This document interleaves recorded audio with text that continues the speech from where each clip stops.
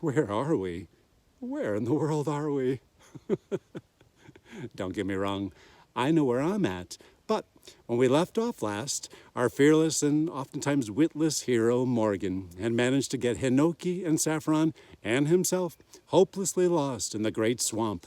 That's when Hinoki came across a Kawada, a very magical and powerful winged serpent that was very badly injured by none other than dear old Uncle Zed. We had a choice to make. Stick around and help the Kawada or press on after Uncle Zed.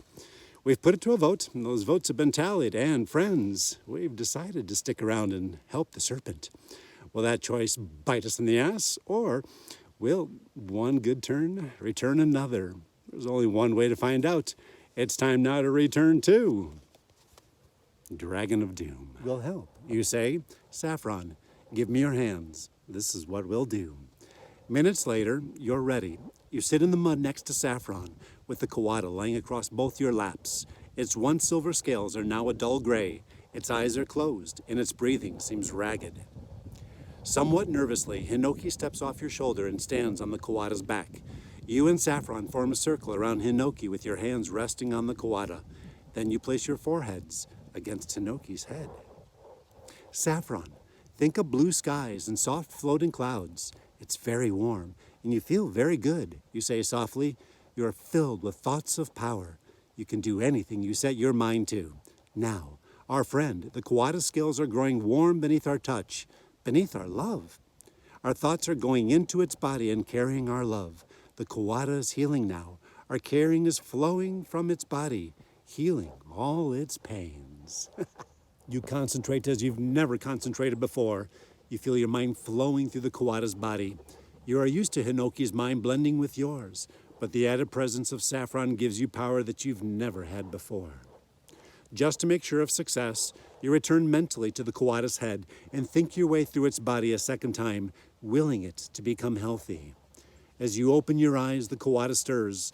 Looking down, you see its scales now shine brightly, and its feathers, its feathers are like a shimmering rainbow.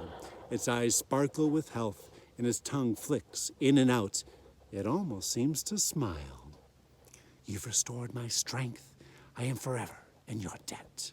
Tell me, what can I do for you? And if I have the power, it is yours.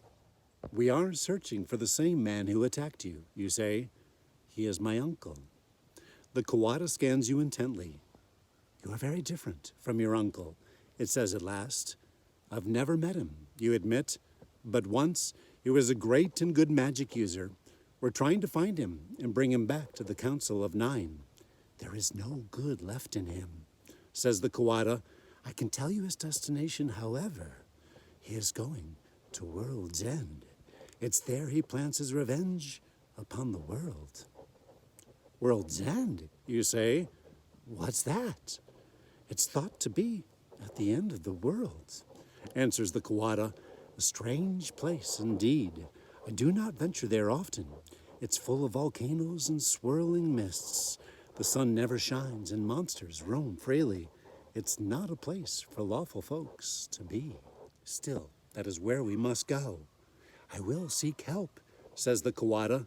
I do not think you should go there, but if you must, I'll bring help and follow as soon as possible. The rest of the day passes without incident, and evening finds you deep in the heart of the swamp. I think we should stop here for the evening, you say, and though your muscles ache, you gather dry twigs and grasses and build a fire. Grateful for its warmth, you sink down on a moss-covered log. The log settles under your weight, and you sit wearily with your head in your hands. Beneath you, you feel the log move again.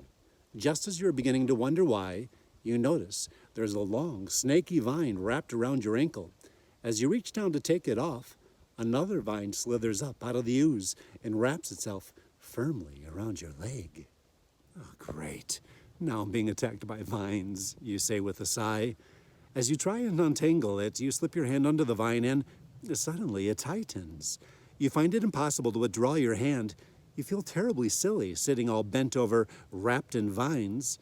As you sit tugging at your hand, trying to figure out what to do, something soft but heavy clouts you on the head. and the world spins before your eyes.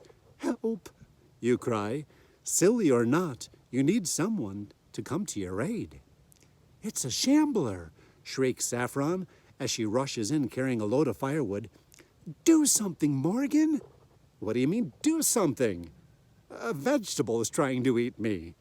And you say, do something? You do something. Oh, Morgan, you great twit. Sorry, ad-lib. Shambling mounds aren't vegetables, Saffron sniffs as she whacks the log with a stout stick. They only look like logs, but they're alive, and they can think and they can kill you. Don't give me a lecture, just help me. Ouch! Watch out, you just hit me. Friends, we are under attack by a salad, and we have a choice to make. I'll kill it with my knife, says Saffron as she draws a glistening blade. Fire! Try to burn it up, shouts Enoki. Wait, let me try a charm, plant spell, you cry. What'll it be? Comment below or wait for the poll later this week and let me know just where will our adventure go. Please figure this out. Let's not let our demise be to a salad. See you next week.